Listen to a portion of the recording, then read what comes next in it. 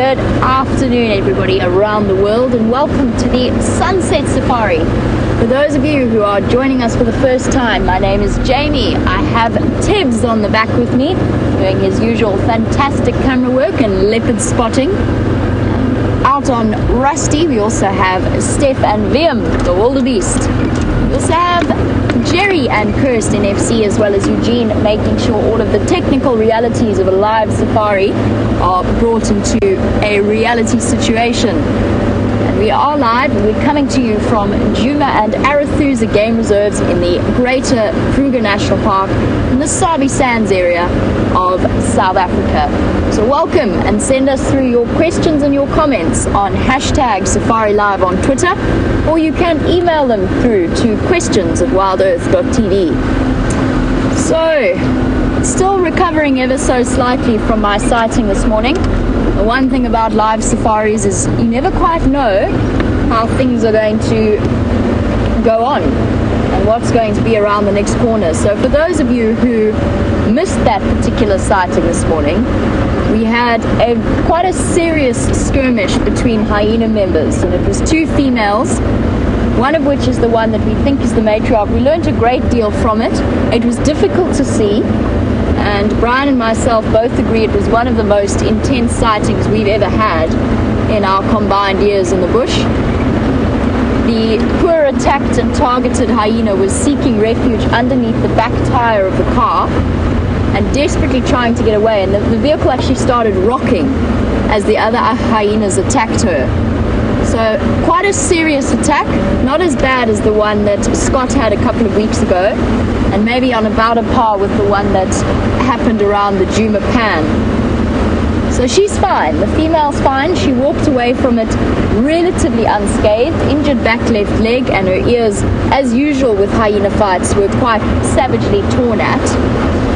We've been doing a lot of research in between our drives, and a lot of I must thank you, all of the viewers, for sending through your screenshots and your interpretation of this morning's events.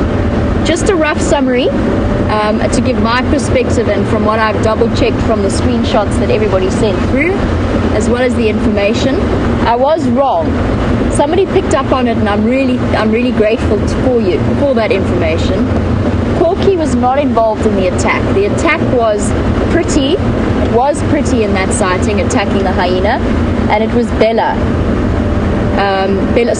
Bella's mother, that was also the main antagonist in that particularly, and she was particularly savage in that attack.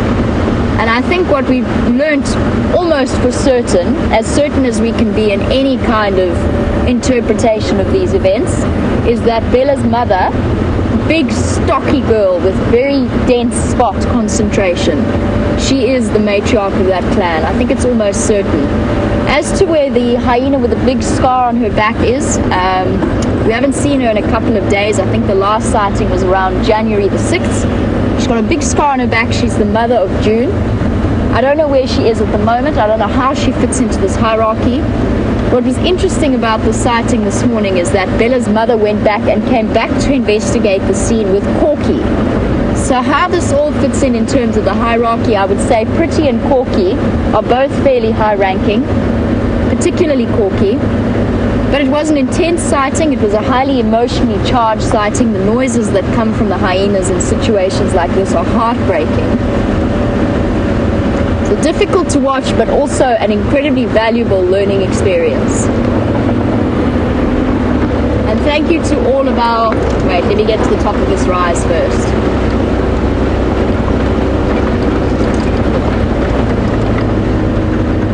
There you go. Thank you to all of our regular viewers who've been monitoring the situations at the dens and have actually sent through information that goes back to before I joined Safari Live. It's incredibly helpful to have your assistance in the matter and for pointing out the various aspects of the dynamics. This afternoon I plan on checking around Djuma for anything wonderful to show you. Then we will head back to the hyena den to sort of get some finality into that particular sighting and just close it off for all of us who were involved in it. But yes, a big thank you to you all. We do really appreciate your input as well as our own interpretation of events, and we'll never know. It will be a mystery forever after as to what was happening in that particular sighting and why it was that female was attacked. Alright, well, that was all I really had to say in my introduction, and I believe that Steph would very much like to say good afternoon to everybody, so I'm going to send you across there.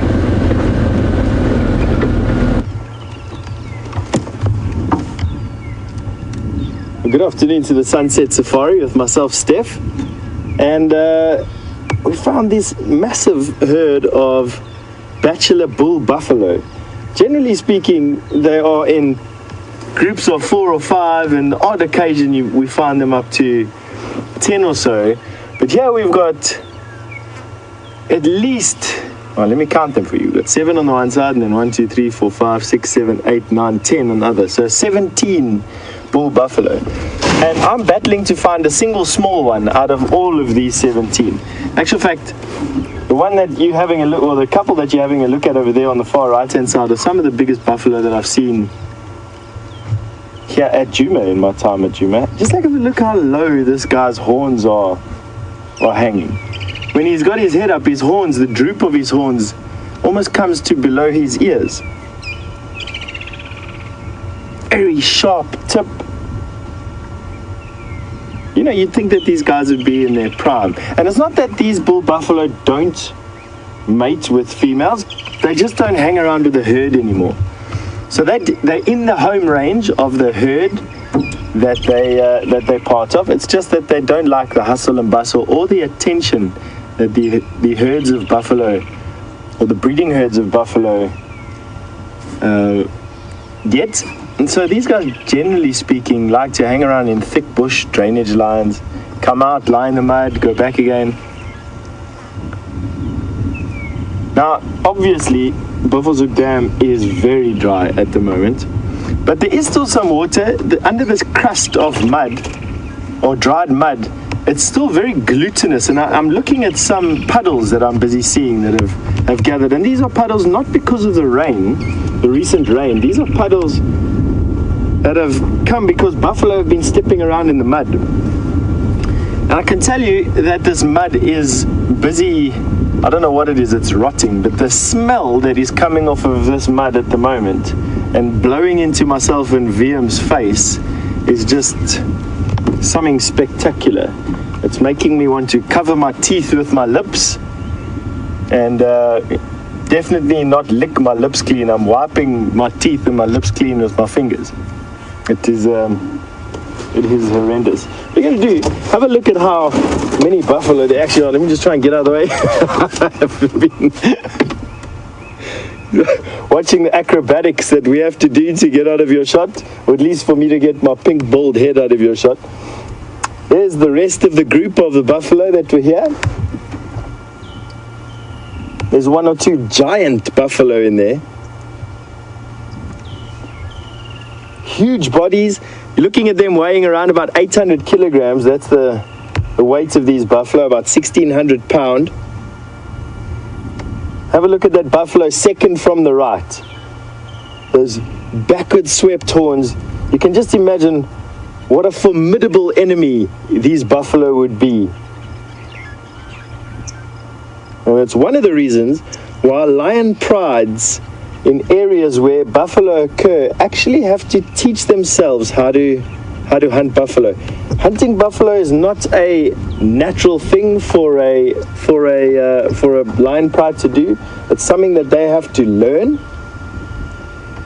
and they'll learn it in areas where there is a lot of buffalo, like there is here in the Sabi Sands. They make it look relatively easy. I mean, those Birmingham boys at a stage were pulling down 3 or 4 buffalo a night. I have no doubt, singularly as well, they were busy pulling down buffalo on their own, which is not uncommon. I've seen a male lion take down a male buffalo on his own, but it is a titanic battle. Look at the buffalo that VM's coming onto right now. You can see from all his bush thrashing, all the wood and things stuck in the crevasses in his horns, and how shiny the top of his head is.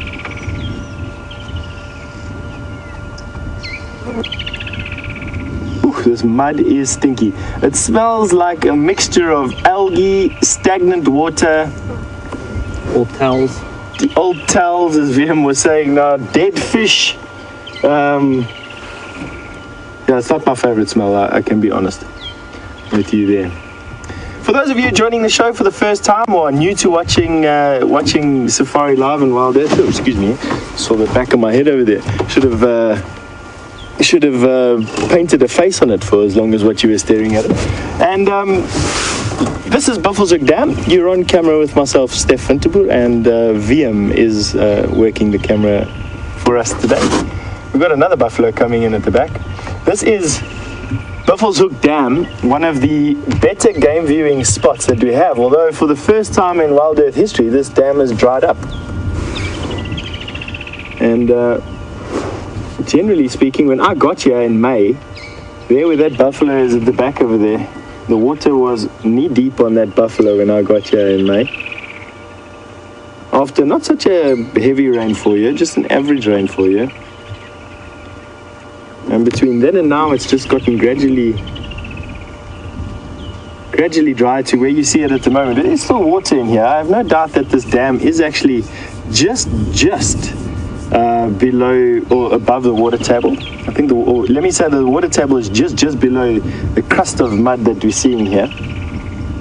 It's another massive buffalo, massive set of horns. Not quite as deeply curled as what some of these other boys are. For instance, the buffalo that's walking away from you in shot, he's got a very deep curl. The buffalo that's walking to his nose has got a very wide set of horns. And by wide, I mean probably from the outside bend to the outside bend, 1.5 meter. Much wider than what you think. Now this herd is not a structured herd. It's not a permanent herd. This is a bunch of bulls that are loosely associated to one another. They will be part of the breeding herd. They'll be part of the herd bulls, but they will not stick with each other all the time. They will come together and then they will move apart. And I think it's got a lot to do with companionship. It's got a lot to do with safety. It's got a lot to do with what area they're in, what predators are around. Djuma, or not Djuma, I must be honest with you, Djuma is much bigger than where we can traverse. But where we can traverse, we haven't seen, or lions are moving through. We haven't had lions resident here for quite some time. And I think that those factors are having an effect on these buffalo numbers. And one of the reasons why these buffalo are here today, I think, is because there hasn't been much lion activity right in this spot and in this area for quite some time. It's not to say that the lions won't come back. In actual fact, I think that lions follow around these bachelor herd of buffalo, and I think that we can expect them to come around quite soon. Have a look at how deep the mud is there. That buffalo is about to sink belly deep into this cesspit.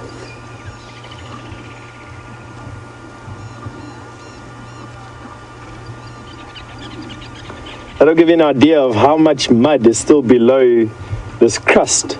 This crust's probably about 1/2 foot thick,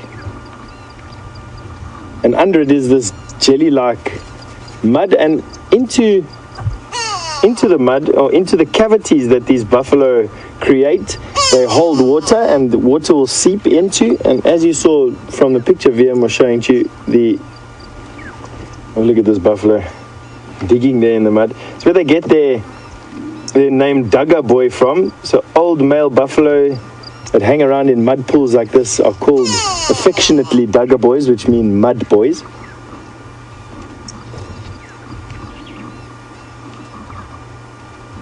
Oh, look at how sharp his horns are. He really has looked after his horns. The older they get, obviously the blunter the horns get to some, and at a point they will even break off. Some of them can break off. These definitely look like they can carry on going for another couple of years. Now, they generally become solitary like this from anywhere from about 6 to 10 years old, and they'll live up to about 20 years. I think left untouched. Here with the lion that hunt the buffalo here, I don't think they live much beyond 10 years if you ask me. Yes, he's having a proper mud bath. Mud helped to cool him down.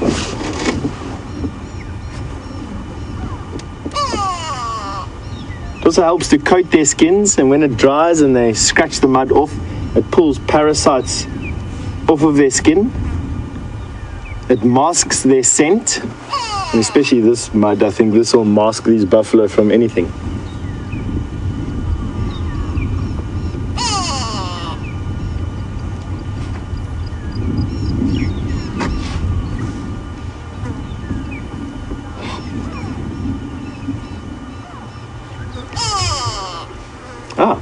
And Kirsten, all the way from Denmark, has remarked on the funny pattern that we see in the mud. It looks almost star-shaped. See, VM is pulling out there a little bit. You'll see that. That was literally the last pool was there at the confluence of all these white paths. And the white paths that you're seeing are where hippo moved in and out of the water. There were a couple of hippo that were in this dam the last couple of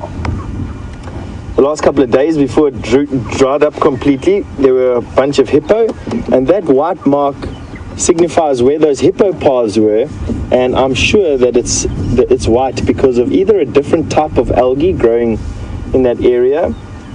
It's more than likely that. And that algae would grow on areas with a different chemical composition, and with it having a path where hippo used to move in and out, you're going to find the hippo urine and hippo dung there change the chemistry there, which is why you get that funny pathway there. So those pathways would have been where the hippo came in and went out of the water, and the confluence there where the big white mark is where they used to sit out the last few days here. This buffalo is waiting for the seep. He's now been here, he sucked it up in one hole, waited for the seep in another, and is now busy sucking up the water in the next one. See another buffalo off to the right hand side as well that's also sticking almost his entire face into the mud. What was that one?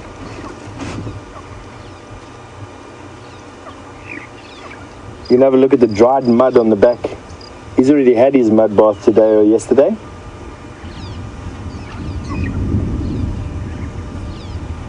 And he'll then go and find himself a scratching post at some point and scratch that mud off.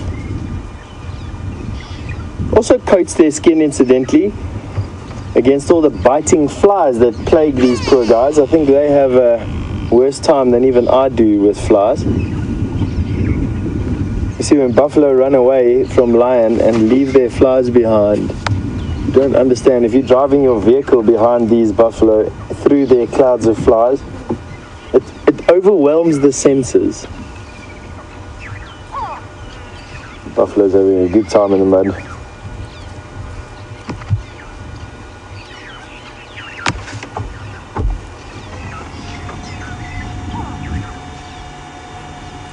Now they look quite slow and ponderous when they are walking around like this, but let me tell you something, they can shift when they need to. You're looking at a top speed of a buffalo at around about 55 kilometers an hour.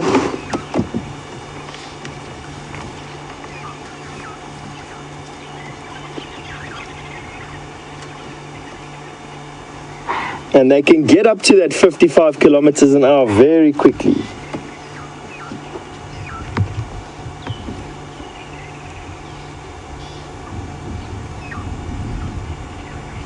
Just skirting the outside of the pan there. Gonna go and join the rest of his bachelor herd, probably in the deeper bush for the evening.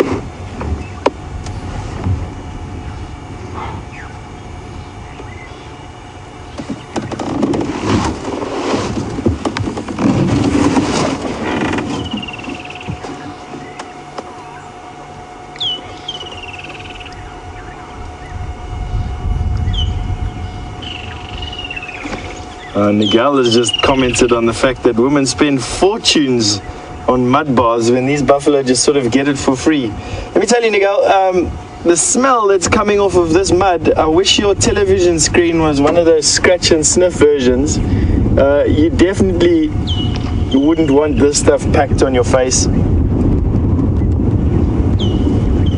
I think you'll immediately die of some or other horrendous infection of some sort. Now these buffalo look like they are leaving the pan, and what they'd usually go and do now is go and lie up. I've found that on bushwalk we found the groups of buffalo, or tracks at least of groups of buffalo like this, on the crest of the hills. And on the crests of the hills in this particular area you get these thickets of monkey oranges, and the monkey oranges generally they've got these clearings in the middle for whatever reason. I haven't quite figured out why the clearings are there yet. And inside these clearings is where you find all the tracks of these buffalo that have lain up in those areas at night time. And I think what they go and do is they come for a drink during the day, lie up in the mud to cool off, and then as the day gets a bit cooler they start feeding their way up the slopes, and they go and sleep on the crests in these thickets where it's protected, quiet, there's some good grass, and these thickets provide them some or other type of protection, I'm sure. I'm actually quite glad that we got to see that.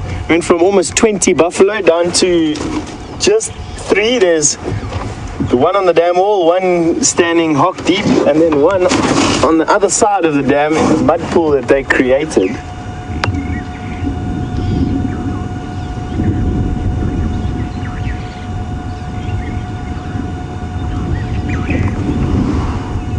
He is just shiny with mud at the moment.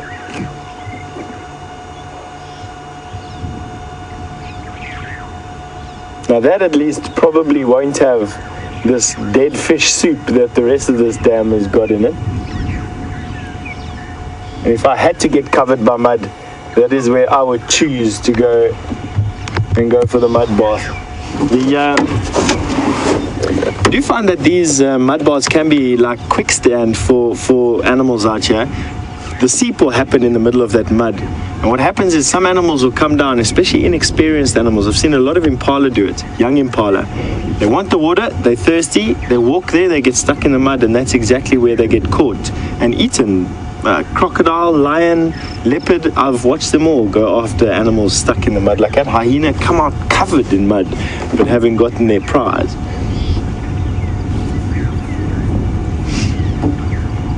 Jamie's got some monkeys in a tree, and before they flee, you're off to her.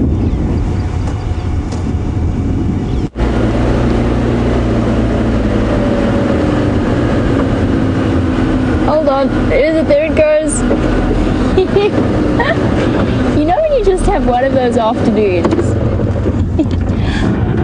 Oh, we found one in the tree. Sorry, Tibbs, I wasn't even watching. I was looking at the one on the ground. We haven't quite lost the monkeys yet, but it's been one of those afternoons so far that our regular viewers will be familiar with, which is where everything runs away. Been trying to find animals to show you, and every time I stop to put them on camera, all we see is a bottom disappearing into the bushes. Luckily, this little baby monkey has decided to be a bit more camera friendly, sort of. No, I'm going to tuck myself in the most impossible position so that you can't look at me. Oh, hello. It's actually quite curious, I think.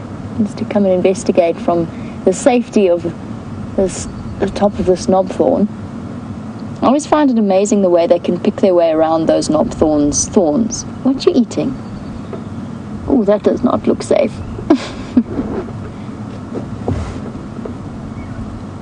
It's all right, little monkey.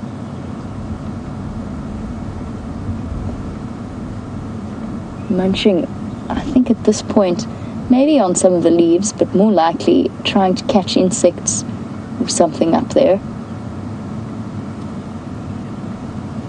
There's not much in the way of fruit on a knobthorn tree, just thorns.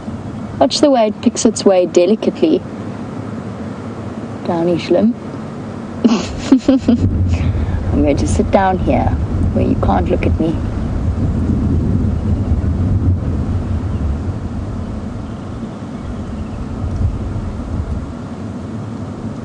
Interesting to see how the different animals react to our presence. And there's certain monkey troops that are much more secure with the vehicles and others that are less so.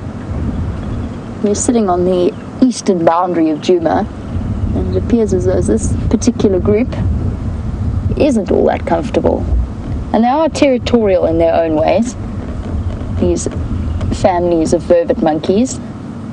So you always have the same individuals in quite a similar area. Where's that other little one gone? Let me see if...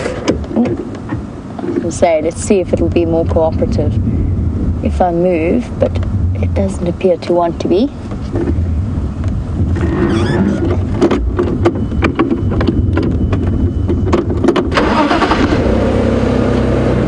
Let's have a look. See if our monkeys will come out. Nothing wants to play ball this afternoon. I can see you.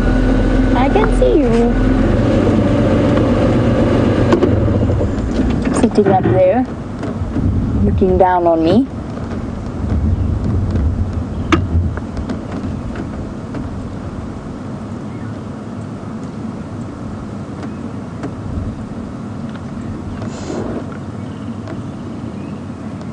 Now, the monkeys this afternoon don't want to give us a clear view.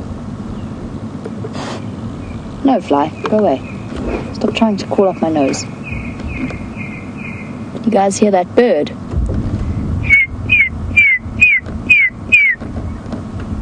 Red-crested korhaan doing its mating call. That sounded fairly close. Just trying to listen to where it came from. That'd be nice. It's been a while since I managed to put a red-crested korhaan on camera. Let's see if I can spot it. Somewhere on the Torchwood side, I think. So this time of year, for both the korhaans and the bustards, so those black-belly bustards that we often see on drive, is breeding time. It's when they're at their most vocal. I'm not sure about the other presenters, but I haven't managed to capture a korhaan's mating display on camera yet, which is where the bird flies up and then drops its wings and tumbles out of the air until right at the last moment it opens up its wings and flaps down to a rather ungraceful landing.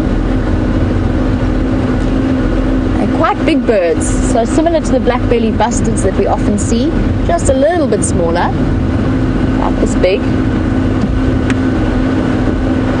And very cryptically colored. No sign of it. Oh well, it was hopeful.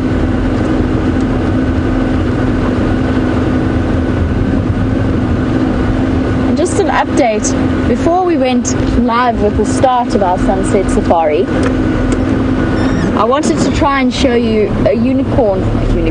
Well, yes, okay, let's go with a unicorn. I now cannot seem to call it an impala. The impala with the one horn and the damaged eye. He's still around, he's still alive.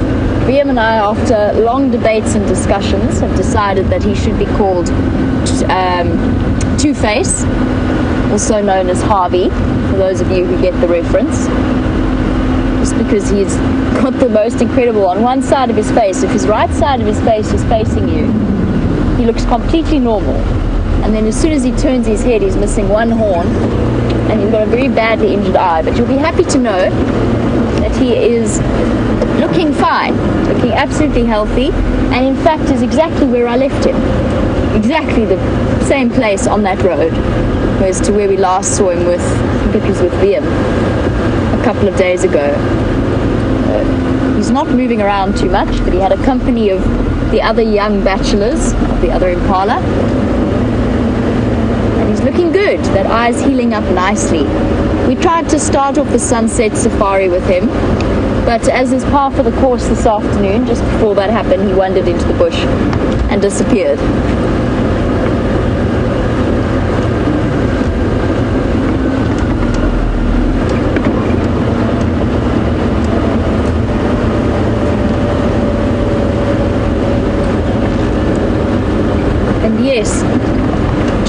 go back to our vervet monkey sighting. Country West, you wanted to know if vervet monkeys will raid nests. Yes, they will. They will raid birds' nests, especially at this time of year. Usually the smaller birds, and those birds themselves are not defenseless against their attacks. They will try and protect their brood. It's not as common as baboons. Baboons tend to raid nests fairly regularly, in my experience and from observation. I haven't often seen vervet monkeys do it, but they will do it. They will be perfectly capable of doing it. And as omnivores, they are fairly, what's the word? They're not hugely fussy about their diet. They'll try and eat whatever they come across. Are you two going to play along? Are you three going to play along? No.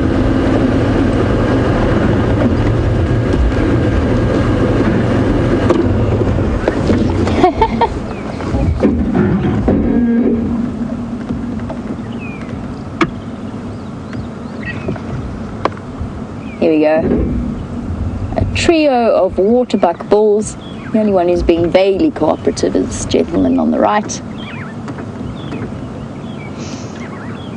Now I'm chuckling at it just because it's been the pattern of this afternoon, but the reason all of the animals are doing this, and I'm sure you must have picked up on it from the sounds coming through our microphones, it's very windy this afternoon and it's making everything feel a little bit insecure. It's windy, it's also quite muggy. It's sitting at 30 degrees centigrade this afternoon, which is about 86 in Fahrenheit. So it's gone from our cool, cloudy, rainy days and back up to hot again. I wish the lower temperatures had lasted a little bit longer, or that we'd had a bit more rain. But I guess we've got to be grateful for the rain we did get.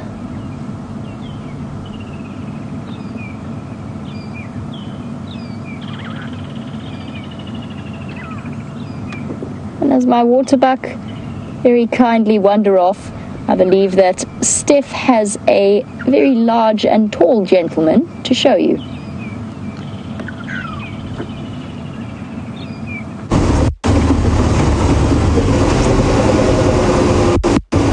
Well, welcome back to us.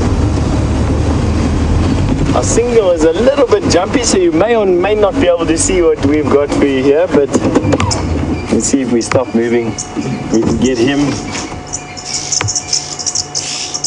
One beautiful camel horse with a necklace of red-billed oxpecker on him. And I know it's a male because the tops of his horns are bald. I know there's a certain kinship that I should be feeling with this giraffe. I just don't understand what it is. But have a look at those oxpeckers busy combing through the fur. He's got quite short fur. These red-billed oxpeckers will be combing through that fur to try and take the ticks off of him, clean him of mites, get rid of scabs. They eat a lot of blood. They clean out the giraffe's ears. They'll keep wounds clean. You see, very dexterous, and you can see they cover almost every inch, not letting a single morsel go to waste. They have these special combs on their beaks that allow them to effectively comb through the hair, and then they've also got quite a sharp hook at the end, which they will keep wounds open, picking away at dead flesh, keeping the blood supply flowing. He's in very, very good condition, this giraffe. You can see he's picking all the leaves off of that knobthorn, and I can't tell you how viciously hooked thorns that knobthorn has got. You cannot stick your finger close to that tree without getting hooked on one of those thorns, and this giraffe has just got his entire face in there. Not a care in the world. I've been lucky enough to feel the tongue and the lips and the cheeks of a giraffe, and it's absolutely not what you think. They are soft and velvety, very similar to a horse's. So I don't actually know how they don't get caught up, other than I think the skin will be very, very thick, very tough. Even though it's soft and velvety, I think it's quite difficult to break through. And that long nose with the mouth right at the end gives them the ability of sticking it way into the branches, keeping their eyes far away from pointy thorns. And then obviously the long neck allows them to feed at a height that other animals just can't match. The only animal that comes even close to them is an elephant. And elephants and giraffe reach about the same distance above the ground at about 5.5 meters. And then obviously elephants can push trees down, which makes it a bit easier for them to reach even higher.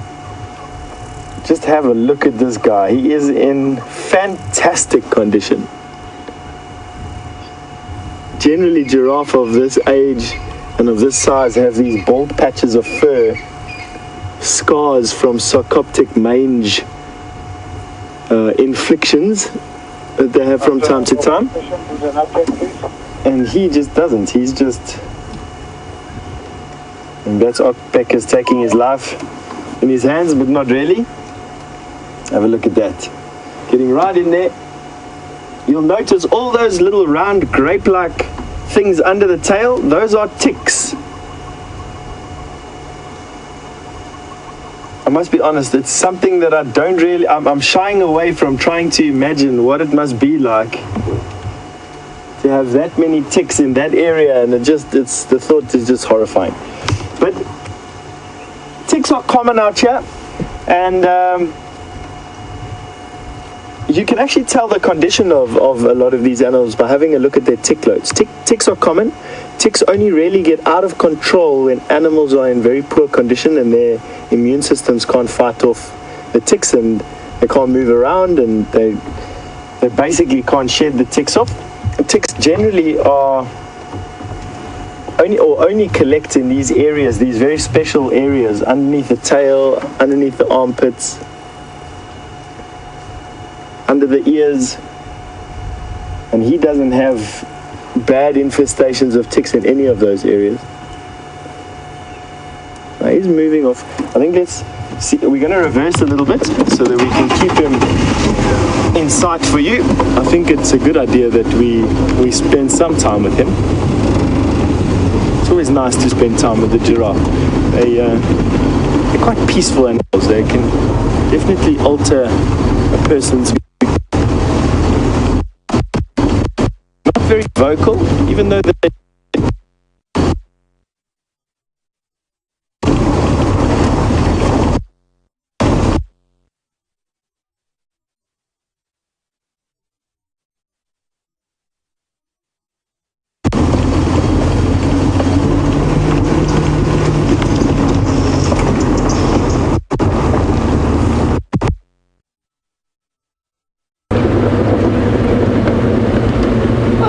You appear to have lost Steph. I think his signal in Rusty just dropped, but never fear, I'm sure he'll be back up and running very shortly. And you caught me at a moment just as I was trying to get an eyelash out of my eye.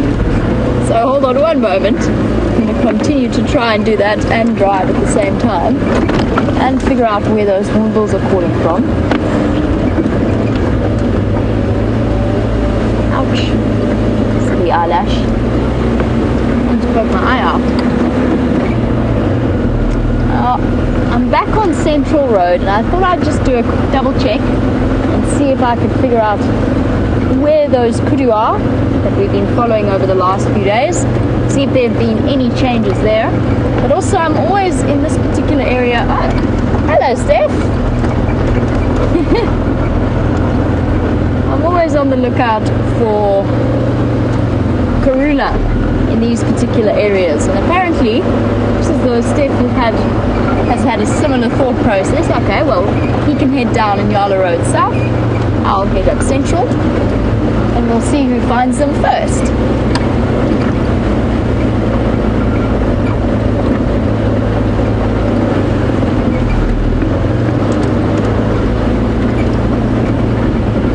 Interesting how the last few days, Djuma Djuma's been absolutely packed with elephant herds. It's felt as though every single road we turn down has had a separate elephant herd on it. And all of a sudden in the last 2 days, they've completely moved off. It's just interesting the way they decide to move and how they move as a group. And move off as a group, even though they're separate individual herds. Of course, one aspect to that is the tannins that the trees are releasing, but the other browsers are still around. So tannins, for those of you unfamiliar, is the substance that trees produce that makes them taste very, very bitter and unpalatable. And they start to secrete those chemicals when they come under, you could almost phrase it as coming under attack by browsers.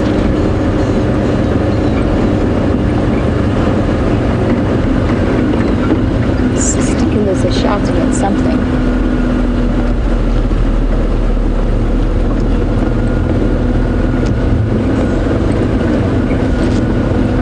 But yes, sorry, where was I? So when they start to come under attack by browsers, they'll release these chemicals that then make them taste unpalatable, and the browser then moves on to the next tree. And it's one of the ways in which nature has evolved in order to stop trees being completely eaten to the point that they die.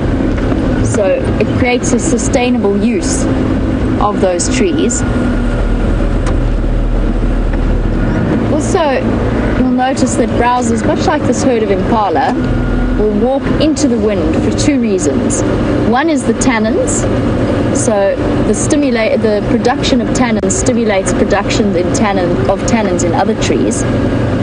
But also because obviously then they can rely on their senses in order to smell if there's any kind of threat moving ahead of them. It's quite a large herd. And again, much like that monkey that we saw, impala herds tend to move in fairly similar areas. I think this is the herd that we've encountered resting at Vulture's Nest before.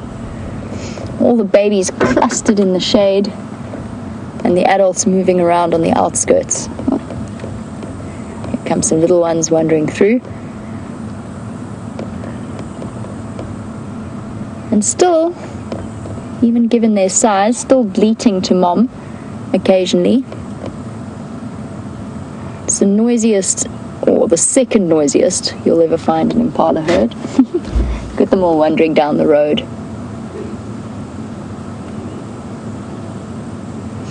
Here comes the big ram at the back.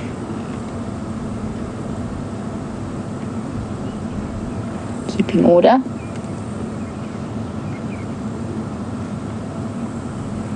Amazing to think that these are the little ones born only about 2 months ago. Less than 2 months ago.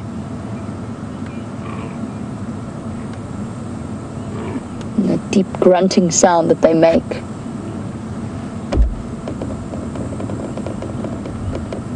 They grow and develop phenomenally fast. Let's go forward a little bit, see if they're comfortable with us. Oh, and there's some zebras coming across as well. Well, that'll be nice. The impalas are going to have to make space for them. That zebra just chased them. That's interesting.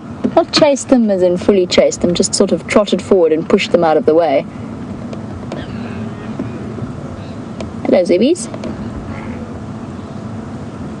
They can be surprisingly aggressive animals when they want to be.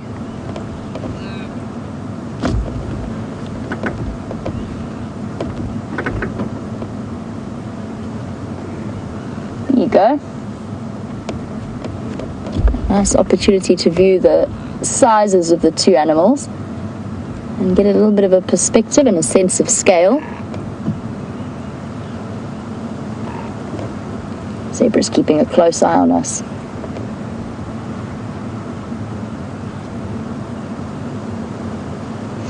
You can see how skittish everything is. It's this wind. They know what we are, but they're not quite certain how they feel about it. And the stallion was the one who pushed forward there and kept an eye on us. Off they go.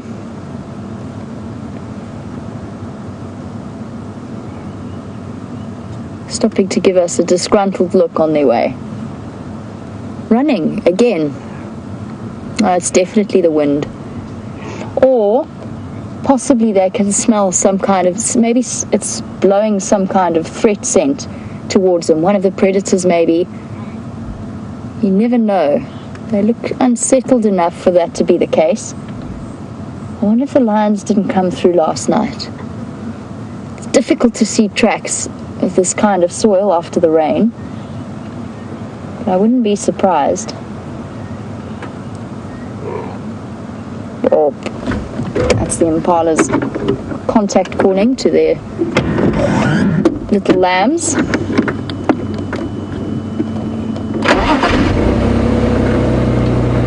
Lots of impala.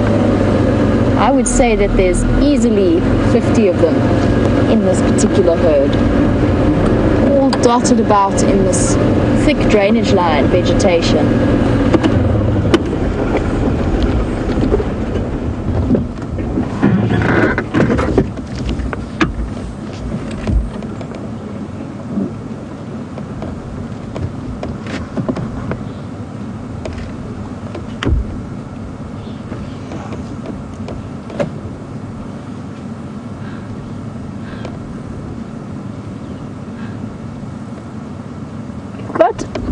Question that's come through from James Taylor about the impact of the drought the effect it's having on the animals. And James, you would like to know if an adult female antelope, for example, or any adult female animal that is lactating at the time, whether if the drought ever became so serious that they would be able to drink their own milk. The answer is no. They wouldn't. And they would not actually compromise their youngsters in that respect. It's amazing how strong that maternal instinct is. But no, and especially for impala, short of applying for a job as a contortionist in a circus, it would be really difficult, although possibly quite interesting to watch. But no, they won't drink. What will happen though, James, they will stop lactating. If the drought gets to a serious point and they can no longer supply the needs of their youngsters, but their bodies can no longer cope with that pressure, they'll stop lactating. Luckily for these little baby impalas, they're actually almost pretty much out of the woods in that respect. So even if their mothers did stop lactating, they would be able to survive. They're already eating solid food. We've seen them ruminating already, something we discussed with that baby giraffe as well, in terms of their ability to survive. And I think these little ones at this point would be fine. That's one of the reasons that they grow so incredibly rapidly, is to reduce the amount of pressure that they put on the females' bodies. So already that the females are pregnant for at least half of the year in producing these little lambs, and then they've still got to lactate for another month or for another extended period after that. So although these lambs are still drinking milk, if the environmental conditions get too stressful, then they will be able to stop lactating, and their babies will survive. And gentle grunts. The zebra have decided that they're brave enough to come and join us.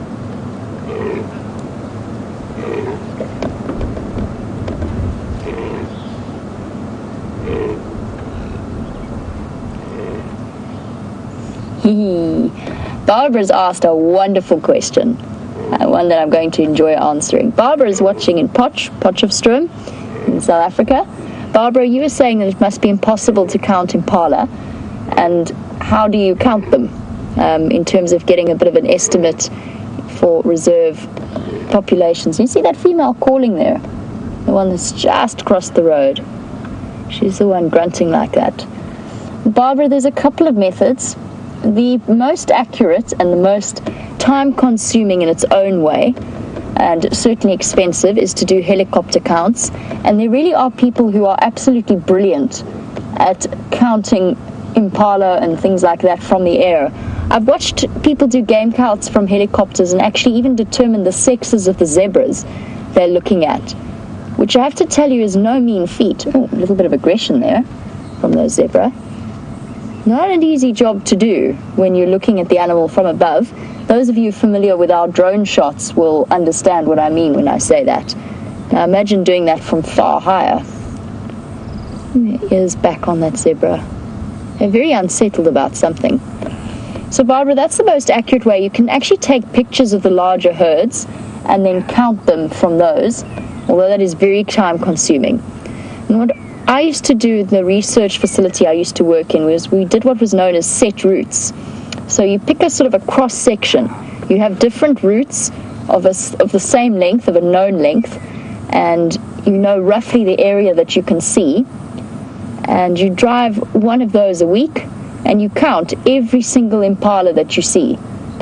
And you plug it into a mathematical formula, which I'm not going to go into great detail about and during this drive, but you plug it into a mathematical formula that allows to sort of roughly estimate the impala population that you have on a reserve. That's time consuming because you have to do it every week, but it does mean that you can actually change that formula in order to get population totals, for example, over summer, over winter, and it's a much sort of cheaper way of monitoring almost constantly. But it's a system that only really works in a smaller area or in a closed system, which is what I was in at the time. So I was on a 25,000 hectare reserve. This greater Kruger area is close to 3 million, a huge difference in size. But there are game count formulas and different methods that you can utilize to guess, roughly estimate how many impala there are. And once you get an accurate total, interestingly enough, there are really accurate averages as to how many or how the population increases each year. All coming dashing across the road. These zebra are behaving very strangely. Something's upset them. It could even be an encounter with a rival stallion that's got them as unsettled as they are, because the impala are not behaving in the same way. The impala behavior is fairly normal. Maybe they had a bit of an internal skirmish like the hyenas this morning. It does happen with zebra herds. Doesn't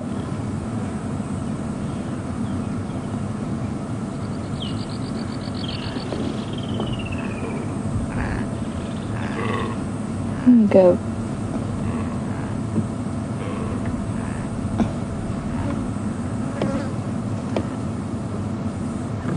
Gilly, really good observation. You note your question came through just as I noticed that zebra that was standing at the back. Wait, come back here. Look at his tail quickly before he disappears off to the left. Don't wander away. We want to talk about your funny tail. So Gilly's noticed this shorter tail on this zebra and wants to know if there's a chance, because it's also got white hairs growing out of it as opposed to the long swishy black hairs of a normal zebra tail. And Gilly wants to know if there's a chance that it's been bitten off and then grown like that as an adaptation. Yes, I think that's exactly what's happened. Gilly, I don't think it's a birth defect. I think something happened where it was bitten. We've spoken a lot about that, and Gilly, as one of our regular viewers, will be familiar. But for new viewers, zebra can be incredibly aggressive to each other. And quite often you see them with missing tails. And most people assume, when they first see that that's come from some lucky escape from something like a predator, a lion or a hyena, something along those lines. Yes, there you can see the normal tail of a zebra. But in actual fact, most of those injuries are caused by bites from other zebra. They've got incredibly powerful jaws and very sharp incisors. It goes wandering off. And I think, Gilly, that individual with the shortened tail and the white hairs growing out of it, I think that is what's happened. It's healed in a way that it will never grow back.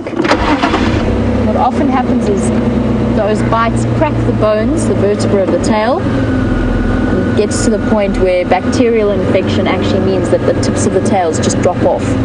And sometimes you see zebras without a tail at all, just a tiny, tiny stump. I see see if I can get you another view of them. But as I said, they're behaving very skittishly. Which is a little bit too dense. Excuse me, Impala. Have you seen any kudu hiding anywhere? I wonder. Oh, zebras are going to be a bit tricky. Oh, there it goes.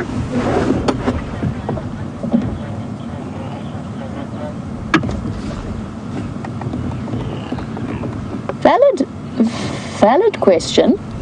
So this morning, during the hyena attack, I mentioned that the hyenas had sort of clustered around the back of the vehicle, and they definitely at certain points were touching it. So that poor hyena was searching for refuge underneath the cavity of the vehicle. Again, something absolutely fascinating about that sighting, the fact that that hyena was able to recognize and acknowledge the fact that, let's have a look, we've still got some impala there while I chat about this question. The fact that it was able to recognize that we were a possible safe option to help protect it is really, truly incredible to me. And Jen B, you were wondering if maybe the zebras smell hyena blood on the vehicle. Yes, it's a possibility.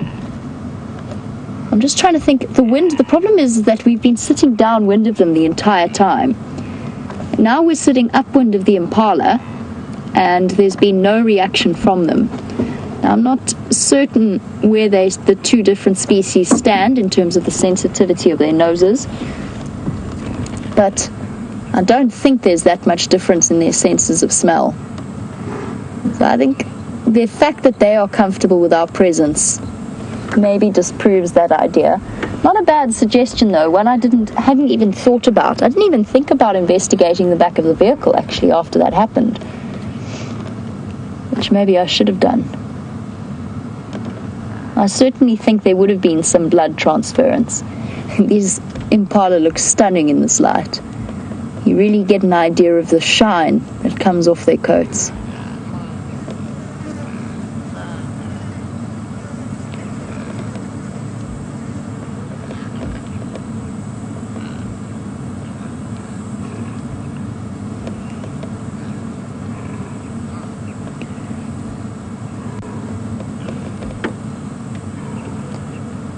And as our little impala wander off, Barbara, with pleasure, I will explain to you the difference between male and female zebra. So Barbara's heard that their stripes determine whether it's a male or female, the stripe that runs between their bottoms, but you can't remember which way round it is. So the way I was taught to remember it is that male zebras wear G-strings or thongs, so the stripe is very thin between the cheeks of their bottoms in a somewhat unexpected way, and the female's stripe is much thicker and darker.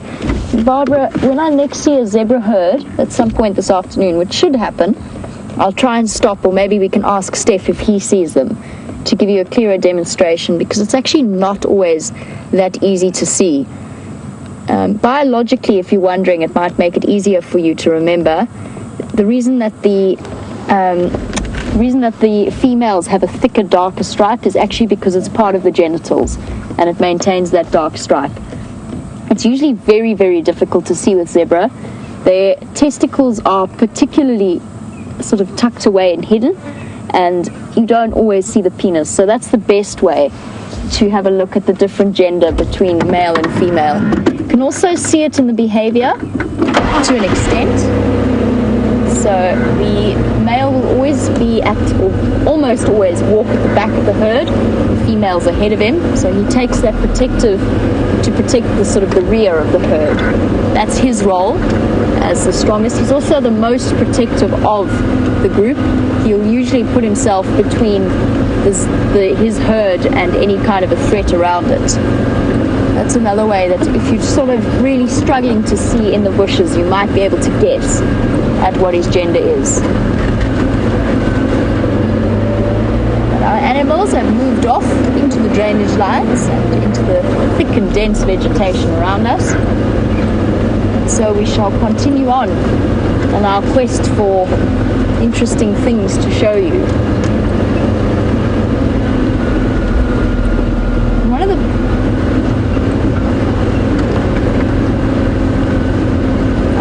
managed to accomplish something that I have not, which is to get some Nyala on camera this afternoon.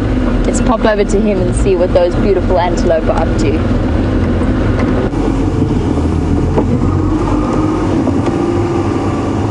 I promise you there's something alive behind that bush. It's a full-grown, in his prime, male Nyala.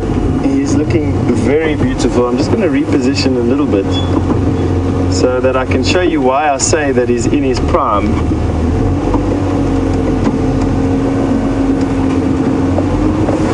Most of these antelope species that have horns, we can see if they're in their prime or not by looking at the tips of their horns, the last inch. Have a look at the last inch of his horns where the white was. You saw there briefly when he stuck his head up that the two horn points are parallel to one another. There we go. Parallel to one another. That tells me that he is ready to fight, and fight hard for females. If the points were pointing toward one another, he'd be immature, and if they were pointing away from one another, he'd be past his prime. So this is a prime bull Nyala, and he is magnificent. Have a look at him. Coat, face, body, all in very, very good condition. Standing side on to us. It has to be one of the most striking antelope that we find out here. Long shaggy coat, socks, beautiful horns, stripe, very pretty face.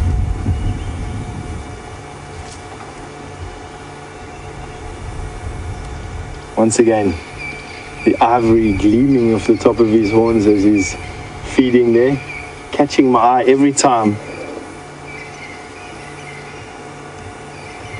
Obviously a browser. And have a look at that ivory that VM's pulled onto right there. Have a look how sharp those horn tips are. A male Nyala will weigh anywhere up to 100 kilograms. You can imagine all 100 kilograms of him behind those points. Have a look at those lips nibbling on all the bushes. Very similar to that giraffe that we saw a little bit earlier. Nyala are also ruminants. Very successful way of eliciting food out of the bush. They use a system of fermentation in their guts, which allows them to break down plant cellulose, which is actually quite a difficult thing to do, to be quite honest. Plant cellulose is one of those substances very similar to keratin, where only very few specialized animals can actually. Now why he did that was because he came into the open. Oh, look at that. Screenshot, everybody. Don't be shy.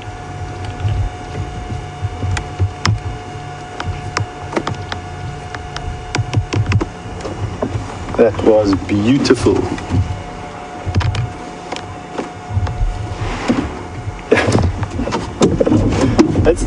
Eric has just asked me probably the question of the day so far. Are those colored socks for camouflaging his feet in the grass? Eric, it would seem apparent what those socks would be for.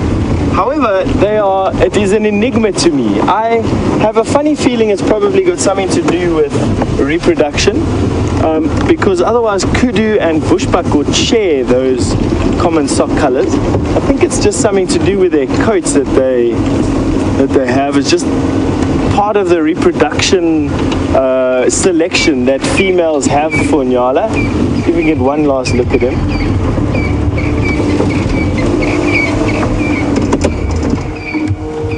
And that females just find Nyala with socks on sexier than males that didn't have socks on at some point, and now the Nyala is now obviously have moved away down into some thick bush. Quite common for them to be in thick bush. There's an airplane there.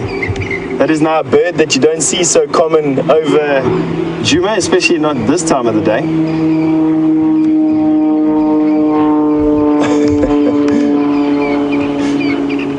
That is how people get in and out of here when they don't drive. So that's one of these little bush aeroplanes that frequent the skies around the Sabi Sands. Absolutely not that common over Djuma. Most people drive into Djuma and Arathusa, whereas in the south of the Sabi Sands, south and central of the Sabi Sands, most people fly in. I remember from my time spent in the south and the central part of the Sabi Sands, it used to drive me absolutely insane. The skies are just full of aeroplanes. Now that Nyala has moved off into some thick bush, some very thick bush. We won't be able to go in there. It's similar bush to what we're driving through right here. This road cuts through a thicket that is probably about 50 to 150 hectare big. Now, I'm quickly going to cut this down. I'll answer, there's a question coming through, I'll answer it in a sec. I just want to cut this off. We try not to drive around bushes like this simply because we just create more roads. You might think that that's being a little bit weird because of the fact that we go off-road, but roads are quite difficult here for us to rehabilitate, and so we'll try not to.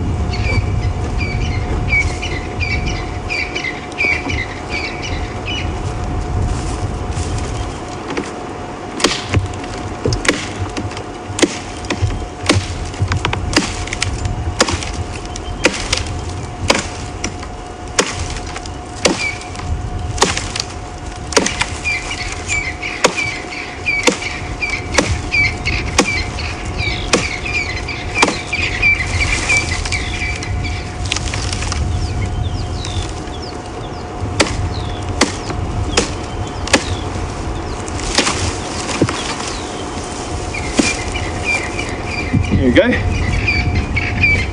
As easy as that, and it gave me a bit of exercise in the process.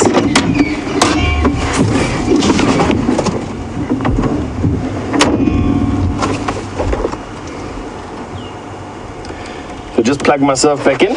So back to the explanation why we don't just drive around. We try and limit the damage that we do to the bush here as much as what we can, to be quite honest.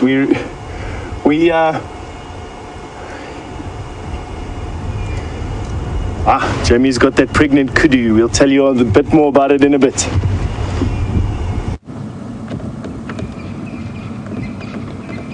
Hey, wonderful news. We have found the kudu that I was looking for. She is hugely pregnant. I know it's her, and when I have an opportunity, I'll be able to show you why. But she's got a very distinctive stripe pattern on her right side, around the sort of the last stripe towards her bottom. Still no baby yet, but she is definitely looking really close. I would like to say that I tracked and found her, but actually this was pure luck. We've just been fortunate that they've been moving in a relatively small area on Djuma. It's still been fascinating to spend as much time with this group as, or at least trying to find this group, as we have over the last few days. I'm going to slowly inch forward. I didn't want to scare her off. Promise you she's the one we looked at that first afternoon that we said we're so close to popping. And in fact, even her spine is starting to look prominent because that baby's hanging so low in her belly. There's another pregnant female off to my left here that I'm going to show you first. We accepted the challenge of trying to find you, or trying to get you a live kudu birth. I think it would be extraordinarily lucky if we did, but I'm not giving up hope. I'm going to keep trying to follow these kudu until we see some youngsters wandering around with them. There's about 3 really pregnant cows. You can see this one's also bulging, and they're starting to swell. Their nipples are also swollen. If she would kindly oblige me. I don't think she's going to though. Hey, big girls, looking a little bit ungainly for a kudu. They're beautiful slender shapes, looking a little bit distorted. And if you look really closely at, whenever we stop at these pregnant females, you might even start to see the angles of the baby's joints sticking out. Don't see any on this female, but it's difficult in this light.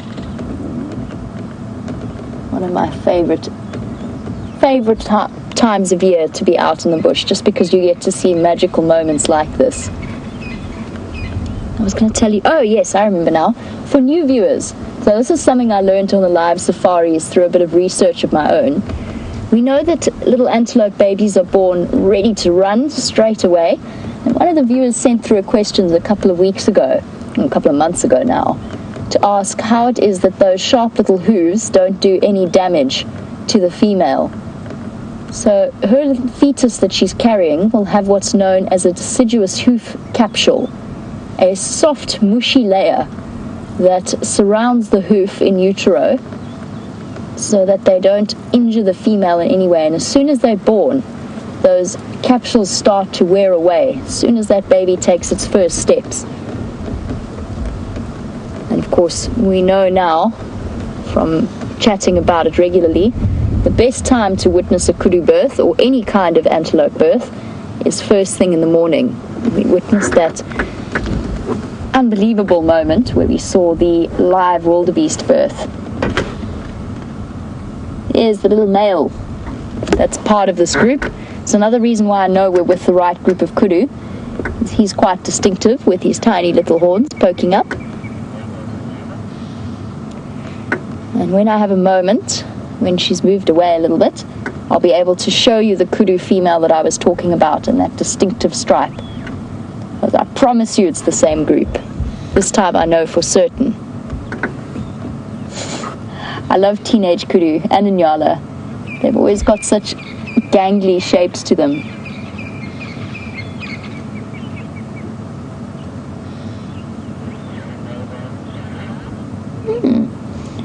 So we spoke a bit about the absence of elephants over the last 2 days or so, but we were surrounded by them a couple of days before that. And Pamela, you were wondering if there's competition between the elephants and the rest of the plant eaters or the rest of the herbivores. Elephants do occasionally chase them, but I'm not sure that's a competition thing. I think that they get irritable and they decide that they don't want little objects wandering around in their peripheral vision. So I've seen elephants chase impala before. It's one of those inexplicable aspects of animal personality that I can't quite explain. But in terms of competition, not really. They don't compete hugely. Now, interestingly, in times of drought, the elephants can actually be of huge assistance, or particularly after the winter season, so after the dry season. They actually help the herbivores. And the reason they do that is they go and they push over, especially around October, trees like knobthorns that are starting to get their new growth and the most nutritious leaves that sit at the top. So once an elephant has pushed over a tree, you'll sometimes find that the herds are being followed by especially animals like kudu that move behind them as a way of getting access to new growth that they otherwise might not be exposed to. Now, we keep chatting a bit about the drought, and I know sometimes for new viewers it might look a little bit strange because the trees look so green. You'll have to take our word for it when I say that the grass should be at least, in this area, should be at least stomach high on this kudu. It's really the grass layer that's suffering. The trees maintain their greenness, but their growth is going to stop fairly soon. The only reason they can maintain the green color that they have is because they've got underground root systems that can pull up moisture from underneath the surface of the soil. But those eventually dry up as well, and the plants can't rely on their reserves forever. So when we talk about the effects of the drought, it's hard to watch now. It will be 10 times harder in a couple of months after our dry season, when all of the trees have turned brown. He looks beautiful in that light, though. Obviously, I'm very, very reluctant to impact on them in any way, particularly because these females are so pregnant. I really hesitate to disturb them or make them move fast unless it's completely accidental. So I don't want to drive right up close and disturb them, but I am going to move forward ever so slightly. Luckily, this herd is nice and relaxed, or has been nice and relaxed. Let the engine run for a little bit. Give them used to the idea. Let's see if I can show you that female I was talking about.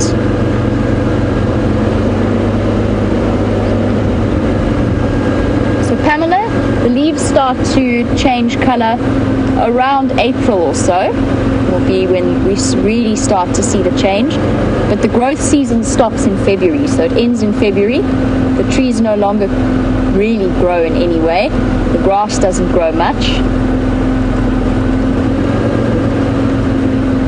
So that's roughly when you can expect the change to happen. April, May is when the bush starts to go quite brown. Actually going to stop here. It's a little bit tricky too. I don't want to scare her. Oh, I didn't see you. Hello, boy. But they are nice and relaxed. You can see we're not impacting on their behavior. They're still feeding.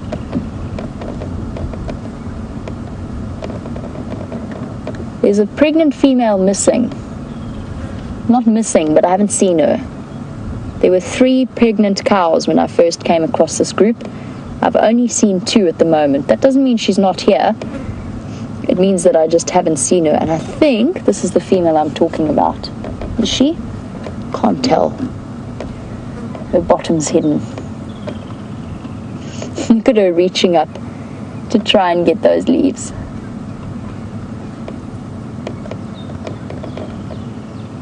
Very nimble lips to work around the thorns and the spines of the trees out here.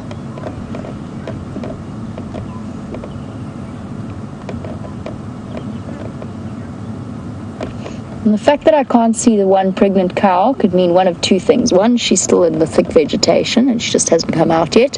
Or 2, she's actually had her baby. I'm not sure which of the options it is. I've said before that kudu don't have set herd structures, but they do generally move about in the same groups, is what I've noticed from observation. But if she went off to have her baby, there's a chance that she's off on her own, away from the rest of the herd.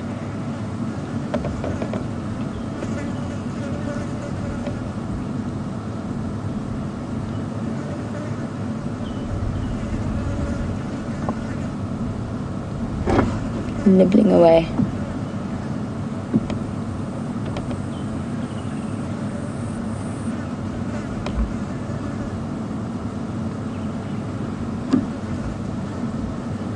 I said that I wanted to prove to you that it's the same female. I'm going to give it a little bit more time. Let's see if she walks forward, if it is her. Otherwise, she's moved off to the left, but I promise I did see her. Let's just see if she's going to be obliging.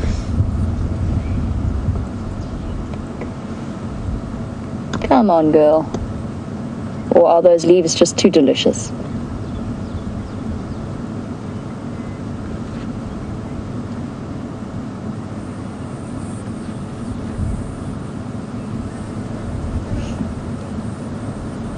Here we go. Oh, no, still munching there. Is that going to be the last? Yep, there we go. Is she going to move? Oh, wrong kudu. I wasn't sure which female it was. Desperately trying to get you a view. I promise I saw her when I came in. She is there. She must be the kudu that moved off to the left. Okay, well, you get the idea. We're back with our kudu again. There may or may not have been a birth. We'll have to wait and find out. And while I make my way around these kudu without disturbing them, I'm going to send you back over to Steph.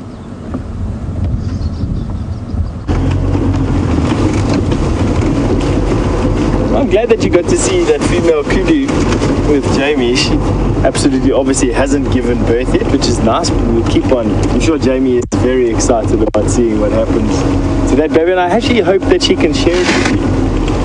Now, I was in the process of telling you why we chopped that branch down And basically, we just don't want to create too many paths here around different areas. We will create additional roads to hyena dens, as we have done to that hyena den. And we also create additional roads to things like static kills, large kills, where we use one path in and one path out.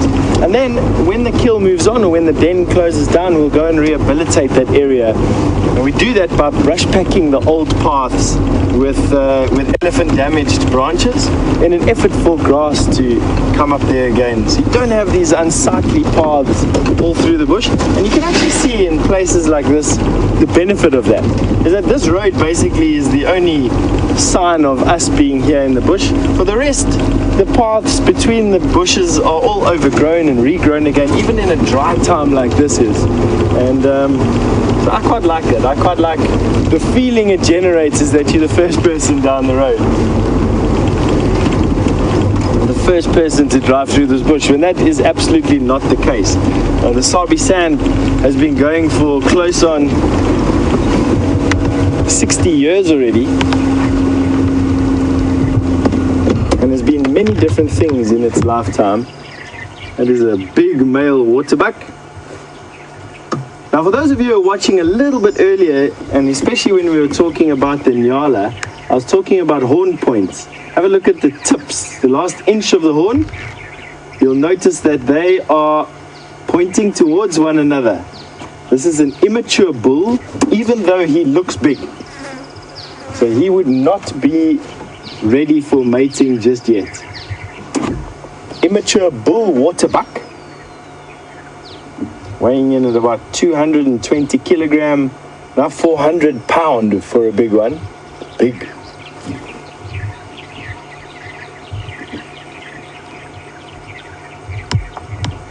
And he's just standing in the shade there. He's a grazer, so he eats grass, as opposed to the Nyala that we were viewing a little bit earlier, only being a browser and eating leaves and twigs. And quite a common antelope here in the Sabi Sand. It's in actual fact the emblem of the Sabi Sand.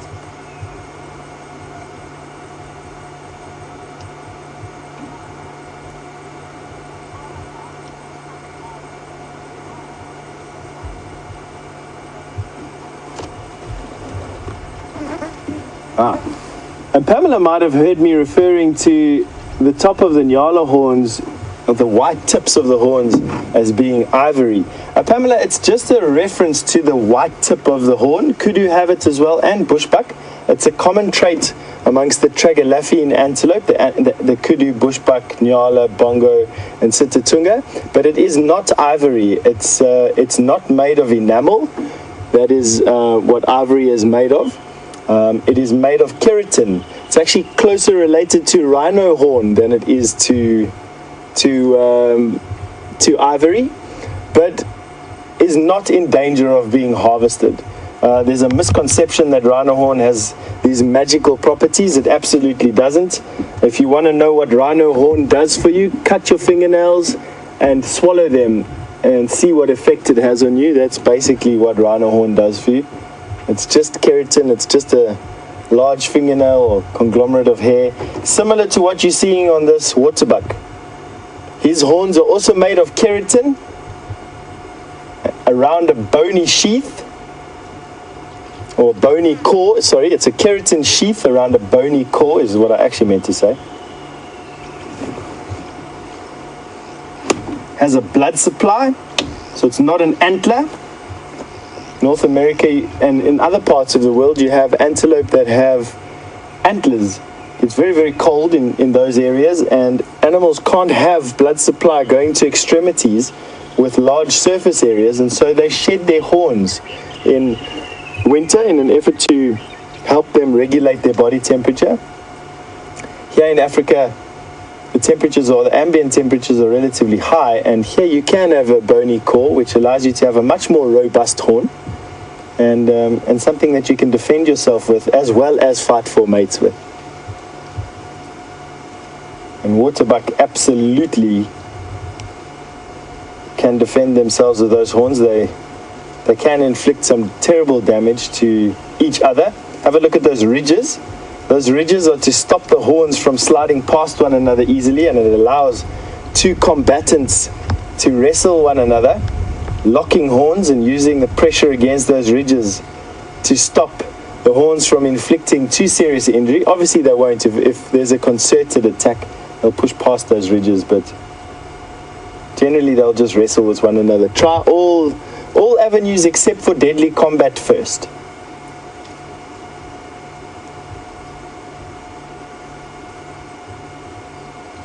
Now, for a long time, people have thought that you couldn't eat waterbuck, or that lion didn't like waterbuck because they've got a funny smell, they've got a funny taste.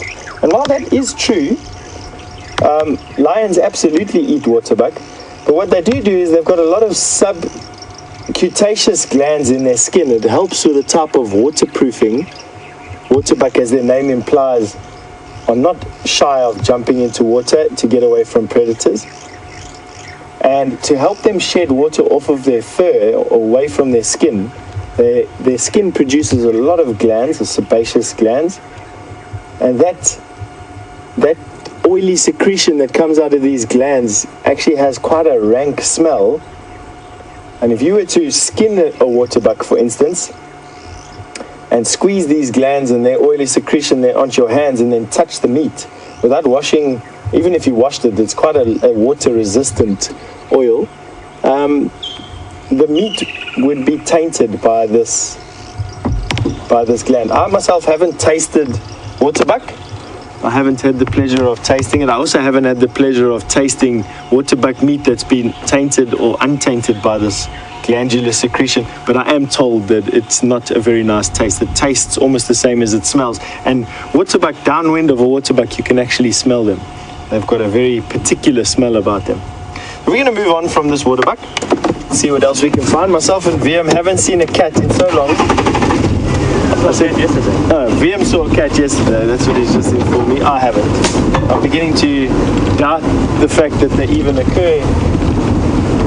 Yeah, they definitely, I'm the worst person in the world to come and see cats with. I have anti-cat mojo.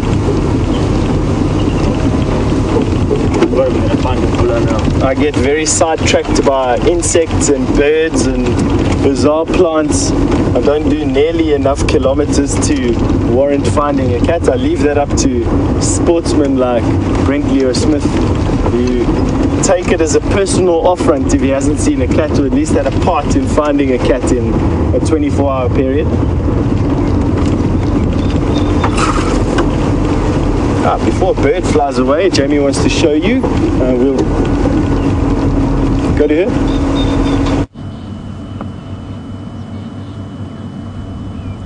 This beautiful eagle was actually having a bit of a drink in a bath in a puddle before I came around the corner and got a bit of a fright, retreating to a dead tree. It was Teb spotted it as it was having a bit of a swim, so it's ruffling its feathers.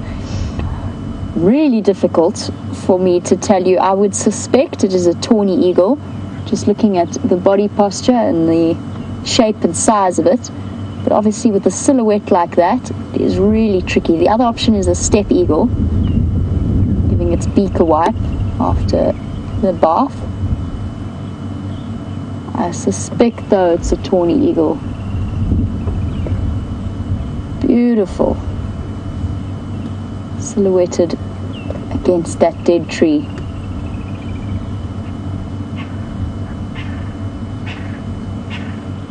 I guess we don't always think about the impact that the drought has on the big birds of prey.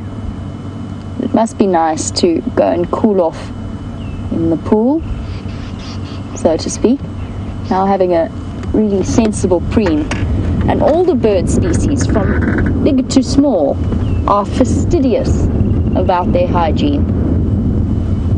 Their feathers are always kept neat, clean and in place, and that's essential because their feathers are their livelihood.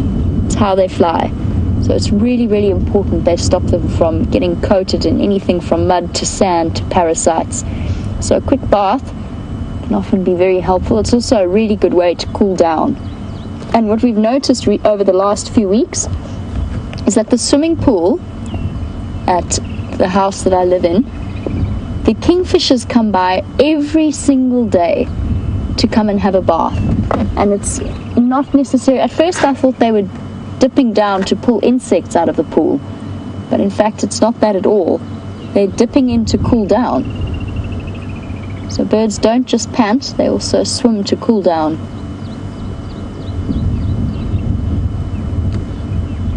Master of all it surveys. Well, that's the impression it gives off anyway. They always look so dignified, staring out across the bushveld. Against that dramatic background. Oh, a little hop there. I just said you were dignified. You're dancing for us. That's very precarious, that particular tree. Looks like that branch looks like it's about to go. It really does. You can see it bobbing about. And I mean, that bird doesn't weigh very much. That tawny eagle, probably somewhere under 3 or so kilograms. So less than 7 pounds. But it still looks as though that branch is a little bit of a precarious perch to have chosen. That limb that's extending out is essentially dead bark at this point.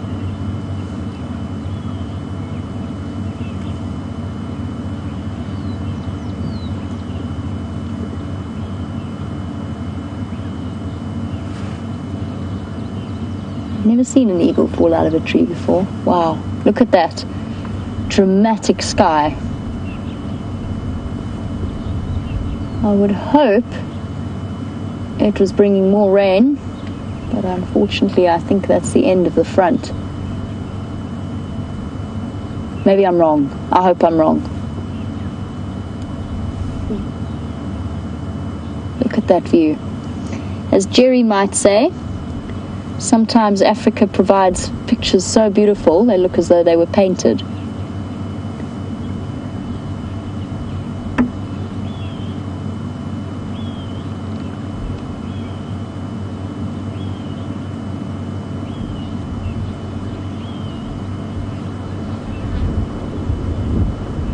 Stunning. I was hoping that if I sat here nice and still and peaceful, our beautiful tawny eagle might decide to come and resume its bath, but I think that it's decided that it would rather wait until we depart.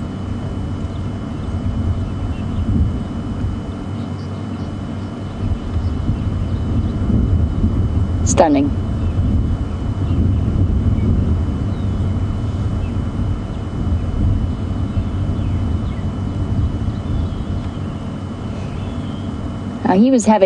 This eagle was having a bath in a natural mud puddle. It's not a puddle, it's a puddle. He was having a bath in the mud puddle, but I mentioned that the kingfishers have been dunking into themselves into the pool, and Mimi, you were concerned that the chlorine might hurt the bird in some way. Not in the levels and the concentrations that they're at. It hasn't had any negative impact on them. They've been dipping into that swimming pool. I will also say that the swimming pool is not bright sparkly blue at the moment. I have neglected it, so it's a little bit green and sort of more natural than it might otherwise have been. But Mimi, no, they were fine with that. And I also think that their senses of smell are strong enough that even if there was to be a dangerous concentration of chlorine, they would actually smell that and avoid it. So their sense of survival is actually fairly strong. I don't think they would dunk themselves in water that was going to do them any kind of harm. And I can assure you that the frogs that I pull out on a regular basis are also unharmed from their experience.